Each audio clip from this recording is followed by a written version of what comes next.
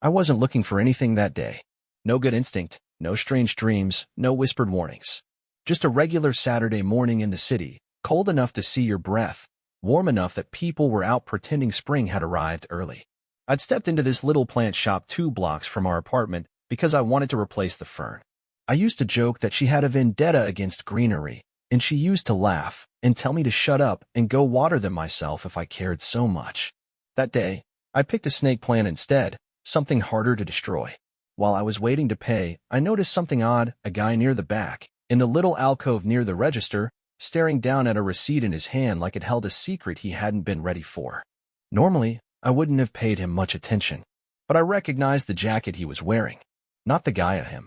I'd never seen before, but the jacket. Dark green Carhartt, fleece-lined, missing the front left button.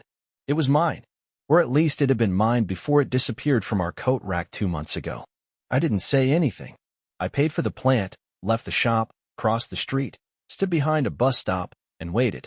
I watched through the glass as the guy walked up to the counter, handed over his card, picked up a little bouquet of wildflowers wrapped in brown paper, and said something that made the cashier laugh. Then he turned to leave, and I ducked behind the bus sign like a complete coward. I watched him cross the street, take a left, and vanish into the same complex where Amber had rented her little shared studio space. My hands were shaking a little as I pulled out the plant from its paper bag and stared at it, wondering what the eye just witnessed. Maybe it was a coincidence. Maybe he bought that jacket at a second-hand shop. Maybe he was just visiting someone in the building. But my mind wasn't interested in maybes. My mind had already started doing the math, connecting dots I hadn't even realized I'd stored in the back of my head: Amber's new perfume, her sudden habit of working late even though she was freelancing, her growing annoyance whenever I asked simple questions, her quiet defensiveness when I'd asked why she needed a second key for her studio when she worked alone most of the time. That night, I didn't say anything. I waited until Amber fell asleep, then went into the living room and sat on the couch in the dark for nearly an hour, staring at that same jacket in my head. I opened her laptop. Yeah, I know, a dick move, and looked through the browser history. Nothing there. Then I remembered that she had bookmarked the plant shop last week. I thought it was cute at the time, her sudden obsession with bringing life into the apartment. There it was, under favorites. I clicked it open. The shop had an online ordering section, and to my surprise, it didn't require login credentials to see the order history if the device had been used before. She must have forgotten to log out, or maybe she didn't care. I scrolled down. 3 orders in the last month. Not under her name. Under a guy named Jace. Wildflowers. Succulents. A tiny cactus and a ceramic skull pot. All delivered to the same address. Not our apartment. Her studio. I didn't sleep that night. I lay beside her, staring at the ceiling, wondering how long it had been going on and how the hell I hadn't noticed sooner.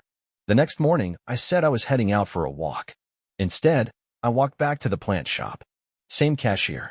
I asked if she remembered the guy from yesterday. She smiled and said, "Oh, Jace? Yeah, he's one of our regulars. Super sweet. Always buying flowers for his girl. She's got a studio nearby, I think. Some kind of designer. Very artsy. They always laugh like crazy when they come in together." I smiled back, nodded, left the shop, and felt like vomiting.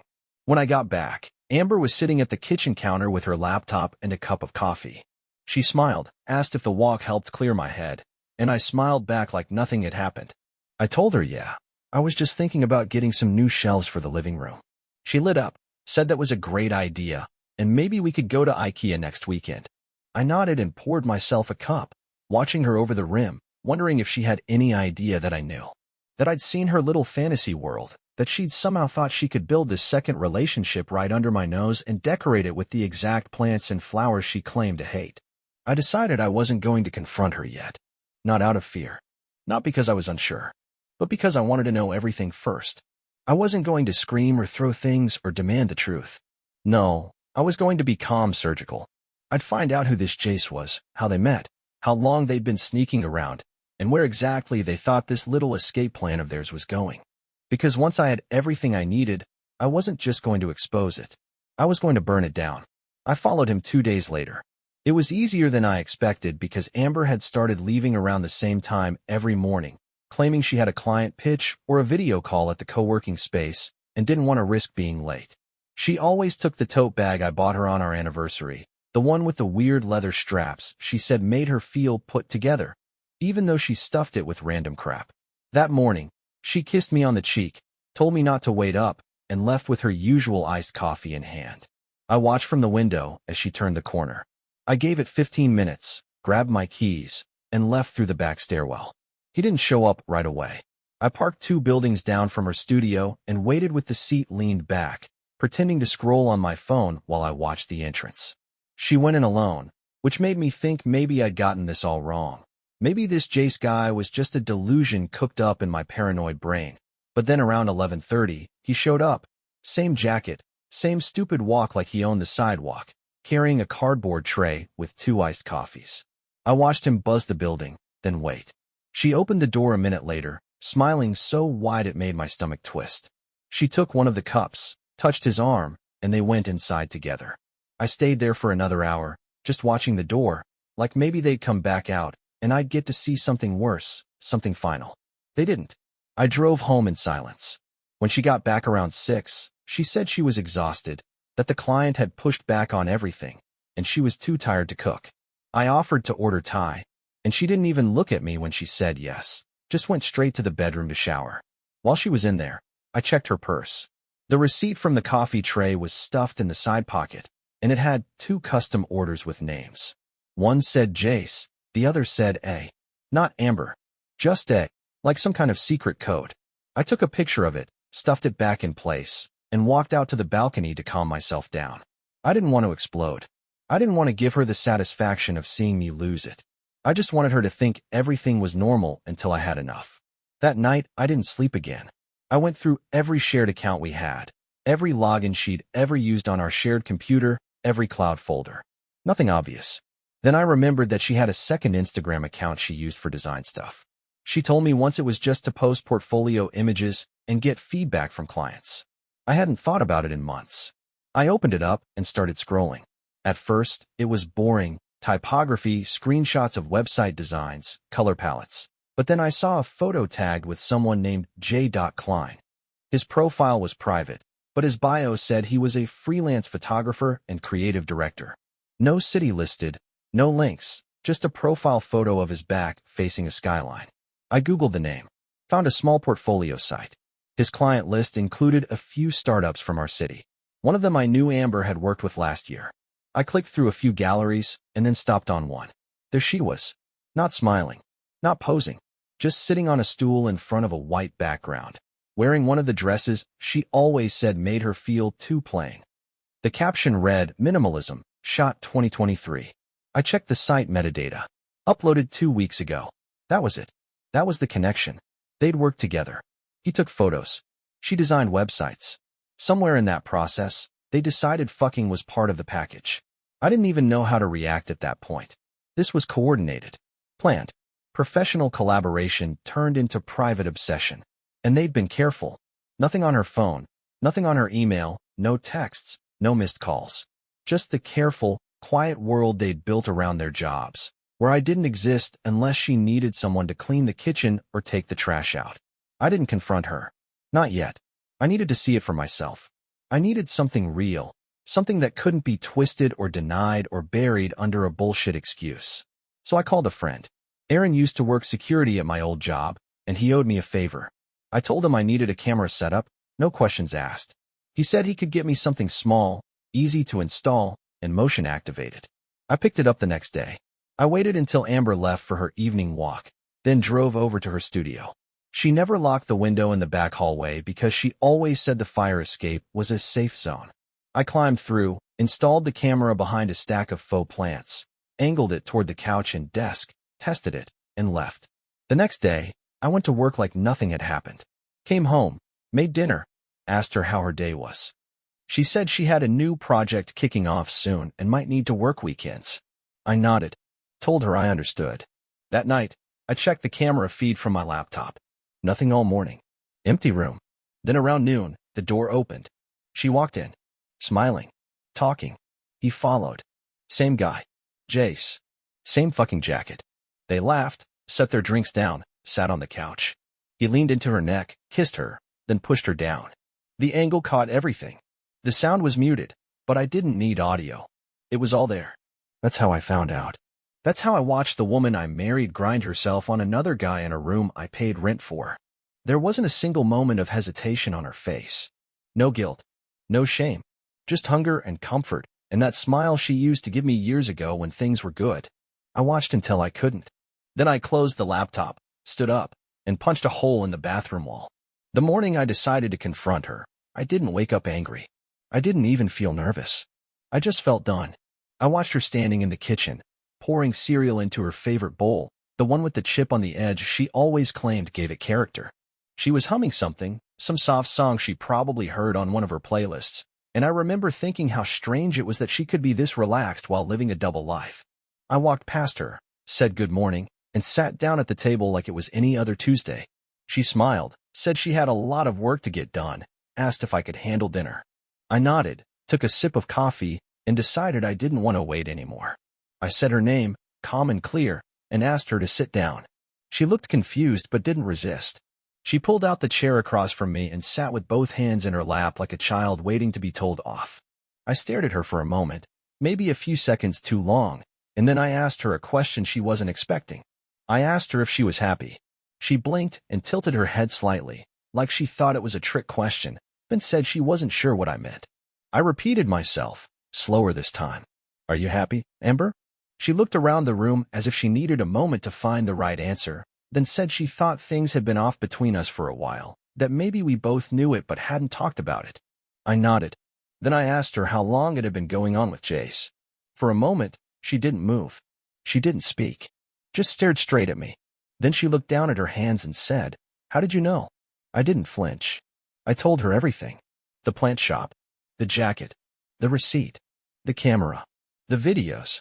Her head dropped lower with each word, and by the time I told her I saw everything, every touch, every look, every fake smile, she was silent, completely still, like she had shut down. When she finally spoke, her voice was thin and shaky. She said she didn't plan for it to happen, that it started with a few messages, then a shared project, and then it just developed. I asked her what that meant, and she said they were working late, they were talking a lot, and one night he kissed her, and she let him. I asked her if she ever planned on telling me. She said she didn't know. I asked her if it was serious. She said she didn't know that either. I asked her if she loved him, and she finally looked up at me and said no. Not with any kind of conviction, not like she had thought about it deeply. Just a quick no, like she was trying to stop the bleeding. I asked her how many times, and she didn't answer. I asked again. Still nothing. I said, "You owe me the truth. If you're going to blow this up, at least be honest about the damage." She said she couldn't remember how many times. I said that was convenient. She said it didn't mean anything. I asked her if she really believed that or if she just hoped I'd believe it.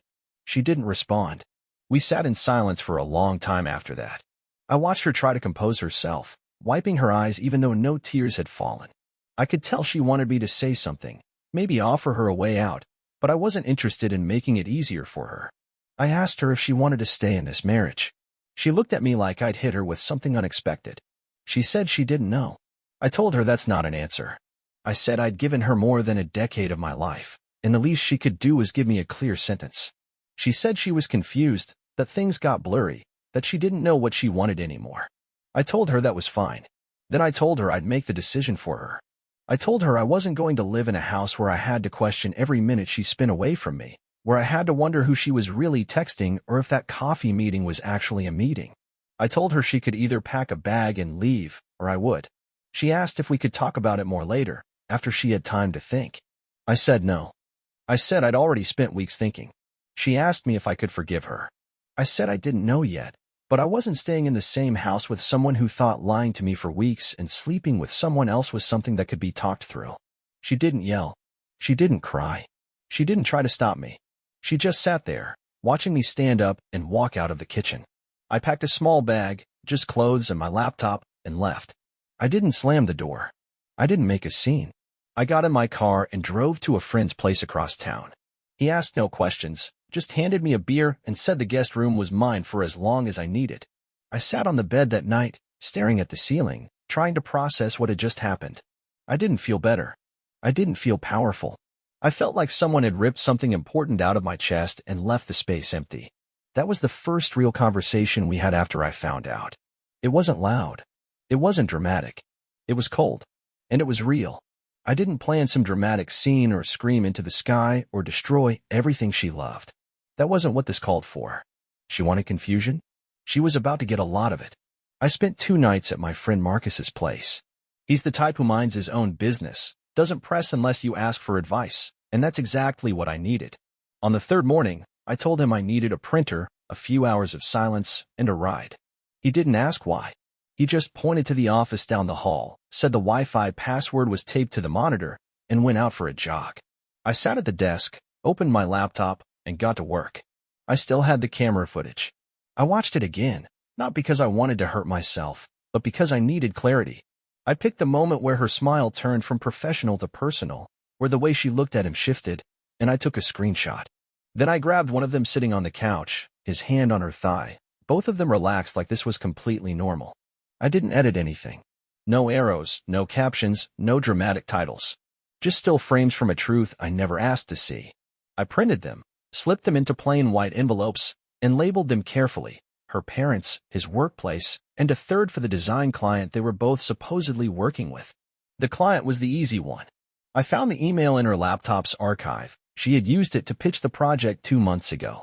I created a fake Gmail account with a generic name, wrote a message saying the client might want to reconsider who they hire for design and photography, and attached the photos. I didn't include anything else. No names, no threats, just enough to raise questions. For the parents, I dropped the envelope into a mailbox a few blocks from their place. I knew they would recognize the studio background immediately. They'd been there for Amber's open house back when she launched the shared space. The envelope for Jace's workplace went out with no return address. I found his employer on LinkedIn and sent it directly to the studio manager listed under their team. I didn't send these because I wanted to ruin lives. I sent them because they thought they were operating in a bubble, that their decisions didn't matter outside their little routine. I wanted them to feel what it was like to be exposed. Not publicly, not through some viral post or social media circus, but through a quiet ripple of reality touching places they didn't expect. I didn't want revenge in the form of broken windows or burned clothes. I wanted consequence. I wanted her to feel tension where she used to feel safe. I wanted her to look over her shoulder when her phone buzzed or wonder why her mother suddenly stopped calling every day. After I sent the envelopes, I blocked her number. I didn't text her. I didn't tell her where I was. I didn't give her anything to respond to. I wanted her to sit with the silence. I wanted her to wonder which direction the ground was going to shift next. Marcus came back from his jog, saw the stack of envelopes was gone, and didn't say a word. He just made coffee and asked if I wanted to hit the gym or stay in. I said I'd stay in. By the 5th day, she started sending emails. The first one was short. Can we talk? I didn't respond. The second one was longer, apologizing for everything, but not naming anything specific. That made me laugh. She couldn't even type the word. The third email came with a subject line in all caps. Please just answer. I deleted it. Then came the one with the real panic. She said her mother had stopped speaking to her and that Jace's company had postponed his project. She asked if I had done anything. I read it twice and closed it without replying. I wasn't planning on dragging this out for months. I wasn't trying to ruin her entire life. I just wanted her to understand that choices have weight, that you don't get to create a second world and expect the first one to keep running like normal. That week, I packed my things quietly. I took my clothes, my books, and my tools. I left the furniture, the dishes, and the things that didn't matter. I logged into our shared account, pulled my half of the savings, and opened a new one in my name. I called a real estate agent the next morning and asked what I needed to start the divorce paperwork. The woman on the other end didn't ask why. She just told me what to do. 2 days later, I went back to the apartment for the first time since I left. Amber was sitting on the couch, pale, eyes puffy, holding her phone like she was expecting it to start glowing. She stood up as soon as I walked in and said my name, but I held up a folder before she could take a step. Inside were copies of the forms, my signature already on them. She asked if this was a joke. I said no. She asked me if we could talk before I made it final. I said we already did. She said she made a mistake. I said she made several. She said she was sorry. I said I wasn't interested in apologies that came after getting caught. She reached out to touch my arm, but I stepped back. I told her I didn't send those photos to embarrass her. I sent them to stop her from pretending. I said I wasn't going to waste another year in a life that felt like an act. I told her I'd handle everything through the lawyers, that she didn't have to speak to me again unless it was about legal matters. She looked like she wanted to say something else, maybe beg or argue or explain, but she didn't. She just sat back down and stared at the folder in her lap like she thought it would disappear if she stared long enough. I walked out. I didn't look back. I didn't feel victorious. I didn't feel broken. I just felt done. The last time we sat across from each other wasn't at home or in some counselor's office. It was in the corner of a quiet diner near the highway, 3 weeks after I'd filed. I picked the place because it wasn't personal, it didn't carry memories, and I wouldn't feel anything when I walked out of it for the last time.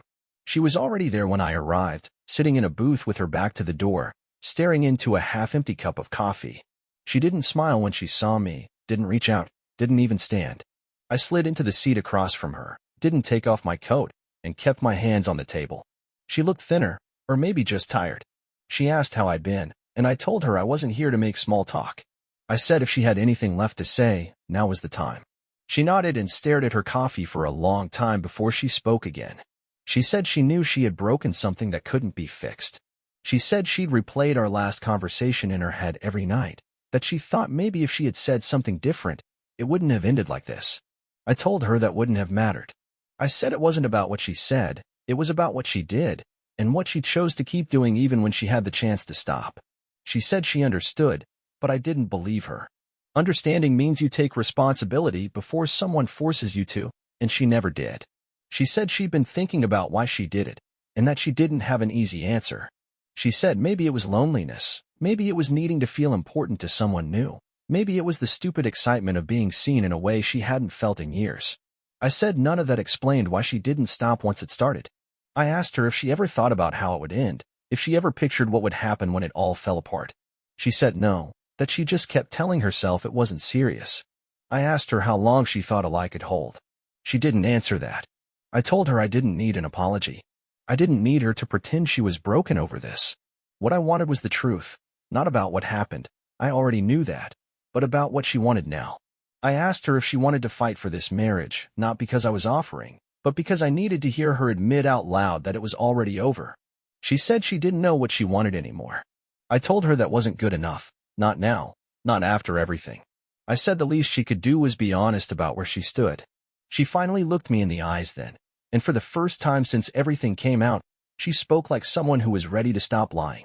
She said she knew she had ruined something that was built on trust, and once that was gone, there wasn't much left. She said even if we stayed married, it would never feel clean again. She said she couldn't ask me to stay in something that made me sick. I told her she was right. I told her I didn't want to wake up next to someone I didn't believe. I said I wasn't looking to punish her, but I wasn't going to rebuild something that she was willing to throw away for a few weeks of attention. She asked if I ever thought we'd talk again after this. I said I didn't know, but I didn't see the point. I told her we had said everything that needed to be said. We'd lived a life together, but that life was over. Now it was paperwork and signatures and decisions about who got what. She said that made her feel hollow. I said that made me feel finished. I said that being married to her had taught me a lot, mostly what to never ignore again. She said she still loved me, and I asked her what that meant to her now. I said love isn't what you say when the walls are coming down. Love is what you protect when no one's watching. I asked her if she would still say that if I hadn't found out. She didn't respond. I leaned back, nodded, and said that's what I thought. She asked if I hated her, and I told her no. I said hate takes energy, and I had spent enough of mine on her already. I said I didn't feel anything that strong anymore. I told her I'd moved on emotionally the second I saw that video. I said that moment turned something off in me that couldn't be switched back on, not with apologies, not with memories, not even with regret. I said we were done, and I meant it. We sat in silence after that, just the sounds of the diner around us, clinking plates, a server taking an order, the buzz of a neon light near the window. I stood up first. She stayed seated, her hands folded on the table, eyes low. I left a 20 on the table for her coffee and mine, even though I hadn't touched it. She didn't say anything else as I walked away. That was the last time we spoke in person. Everything after that went through lawyers. No more texts. No more emails that weren't legal documents. No more checking her social media. No more wondering who she was with. That diner meeting was the last conversation, and it told me everything I needed to know. I moved into my new place a week after the papers were finalized. It's not fancy, Just a clean two-bedroom on the third floor of a quiet building on the east side of town. The kind of place where nobody bothers you and nobody cares who you used to be. I didn't bring much with me. A couch I picked up secondhand, a new mattress, a basic table and 2 chairs, and the kitchen essentials. No shared decorations, no wedding photos boxed in the closet, no items that carried her fingerprints. I started from zero because that's exactly what I needed. The first few nights were strange. I kept thinking I'd hear her brushing her teeth down the hall or opening the fridge late at night. I'd wake up thinking I heard her laugh, and then the silence would remind me that everything had changed. I didn't tell many people, just a few close friends who already knew what happened. Most of them didn't ask for details. The ones who did, I gave short answers. Nobody needs to know what I saw. Nobody needs to sit through a replay of how far she went with him or how many days I spent thinking I was the problem. People like to pretend these things are complicated, but they're not. Someone makes a decision. That decision breaks trust. You either pretend it didn't happen, or you accept that it did and change your life. I changed mine. One night, I went out with Marcus and 2 other guys we both knew from work. They didn't know the full story, just that I'd been through a divorce. At one point, one of them said I seemed calm for someone who'd had his life flipped upside down. I told him calm isn't the same as healed. I said calm just means you've stopped arguing with what happened. He nodded like he understood, but I don't think he did. Unless you've been through it, you can't really know what it's like to watch the person you trusted most become someone else right in front of you. Amber didn't try to contact me again.